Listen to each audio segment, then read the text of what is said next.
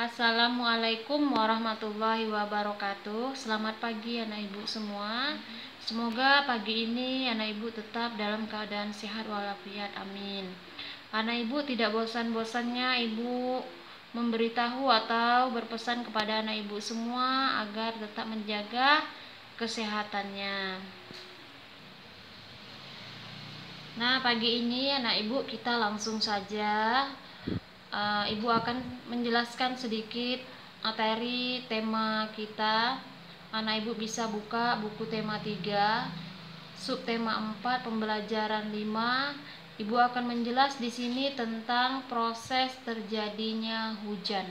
Nah, di sini nanti anak ibu tahu bagaimana proses terjadinya hujan yang selama ini sering terjadi di daerah tempat kita. Adapun proses terjadinya hujan di tempat kita hanya mengalami 2 musim, yaitu yang pertama musim kemarau dan musim hujan. Pada saat musim hujan, hujan bisa datang setiap hari. Nah, contohnya pada saat sekarang ini di tempat kita yaitu musim hujan. Jadi, ibu harap anak ibu bisa menjaga kesehatannya pada musim hujan. Nah, anak ibu bisa lihat di sini ada gambar proses terjadinya hujan. Sebelum ibu menjelaskan lebih lanjut, ibu rasa anak ibu bisa mengetahui atau bisa mengarang bagaimana terjadinya hujan yang kita alami sekarang ini dari anak ibu melihat gambar yang ibu letakkan di video ini. Nah, di situ ada anak panahnya. Anak ibu bisa lihat sendiri sampai terbentuklah jadinya hujan. Anak panah itu menunjukkan dari awal prosesnya sampai terjadi turunnya lah hujan. Nah, anak ibu, di sini ibu akan menjelaskan sedikit tentang proses terjadinya hujan. Di sini ada 4 tahap yaitu proses terjadinya hujan. Yang pertama kita bahas dulu air menguap karena panas matahari. Matahari merupakan sumber energi yang menerangi permukaan bumi. Efek panas matahari juga menjadi awal mula terjadinya hujan.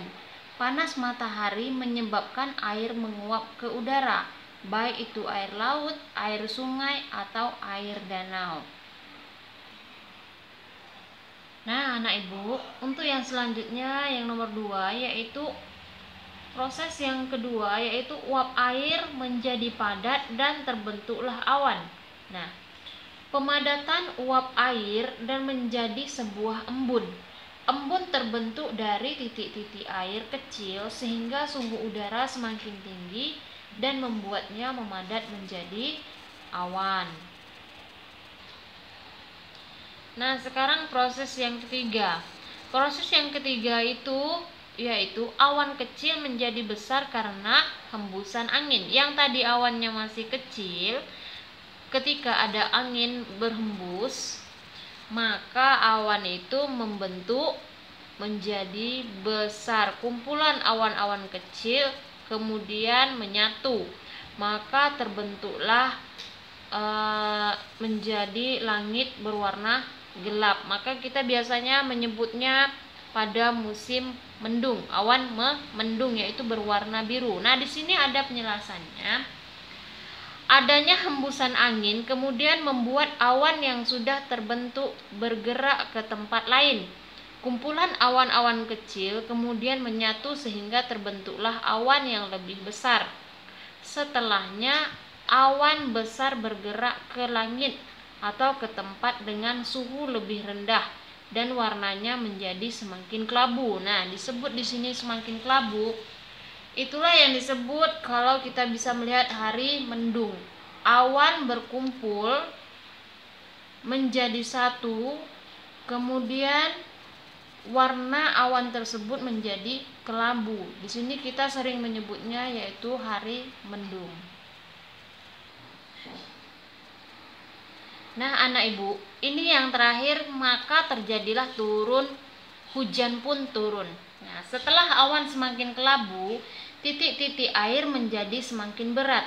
Akibatnya titik-titik air tidak terbendung lagi dan membuat butiran-butiran air jatuh ke permukaan bumi.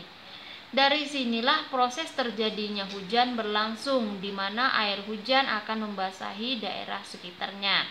Nah, dari sekian tahap, ya ini ada 4 tahap, maka di sini menjelaskan terjadinya hujan dari mendung, dari yang pertama dari penguapan, kemudian dibawa angin, awannya menjadi satu, kemudian terjadilah mendung, kemudian setelah mendung yang begitu gelap, kemudian tidak terbendung lagi, maka terjadilah titik-titik air.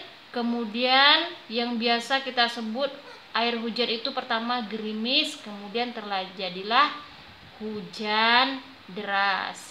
Nah, dari sinilah dijelaskan semuanya terjadinya hujan. Inilah proses terjadinya hujan. Mungkin hanya ini yang Ibu bisa jelaskan. Lebih dan kurang nanti anak Ibu bisa tanya, yang mana yang belum paham japri langsung ke Ibu. Dan Ibu akhiri, sekian, terima kasih. Assalamualaikum warahmatullahi wabarakatuh.